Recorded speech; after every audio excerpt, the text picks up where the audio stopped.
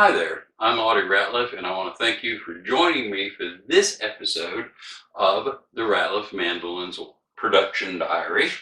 And let me see if I can catch you up from all of the happenings that's happened since the last episode, which I ended on a sickly note and didn't really work much last Friday.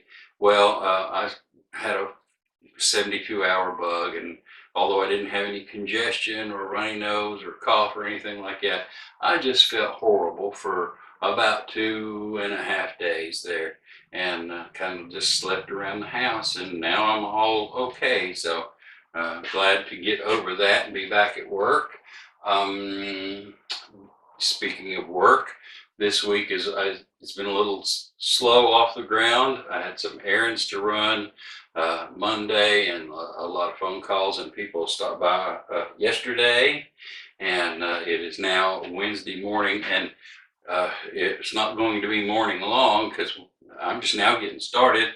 We stayed up very late especially for an old man like me, to watch the presidential election results last night. So stayed up late, I slept late, and so it's already Wednesday. Let me catch you up with what I've done so far this week. This mandolin, this A-style mandolin that we were in the middle of the finishing process last week, is now finished. It's a nice little mandolin with a traditional sunburst on it, and it's ready to hang and cure. And I'll just hang it up here next to this one, which will be the next one that we put the strings on. And I finished preparing, and got this thing ready to go, and put color on it. Now let me tell you about the color. My work order for this mandolin here is going to go to Lodi, California. It's got a K&K internal twin pickup installed, and the customers asked for a chocolate stain. And so I thought, well, this would be a good time to practice a chocolate stain on this mandolin. And I did, and I had some special stains that I used, and I don't know how it's going to show on the camera, but man, this thing is gorgeous. You can see every grain. It's dark, but you can see everything, all the curl and the curl pops, and boy, it's just, I really like this mandolin.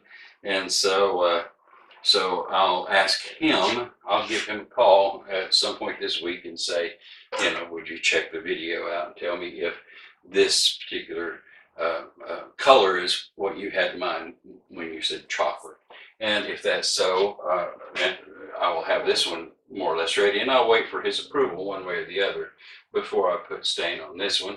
And so that's going to be the next thing that I tackle, is just to sit here in this room, dull and boring, for hours and hours and hours, and just go over this mandolin here with a fine-tooth comb until I get it down to where I'm happy with it.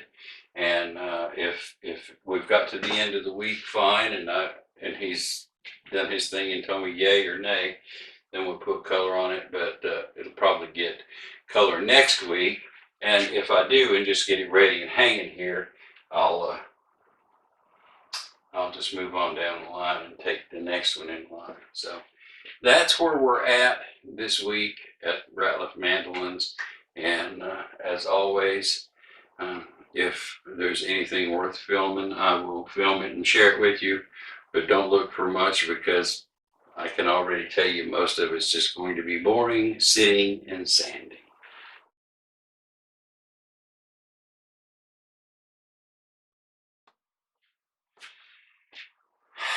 Okay, it's been a week full of phone calls and visitors and some repair work and a whole lot of spinning your wheels and not getting a whole lot done. But what I did get done was, this one has all of its build coats on it, so it is ready to have a sanding, a 220 grit sanding and 320 grit sanding, and just see if it needs to have any more finish shot on it in any particular place or a sunken area or something like that. But for the most part, the lacquer is on this, even though the final coats have not been put on it.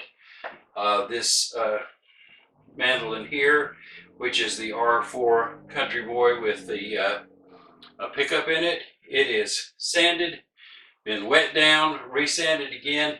It is good to start taping up and putting the end pin handle and all that kind of stuff in.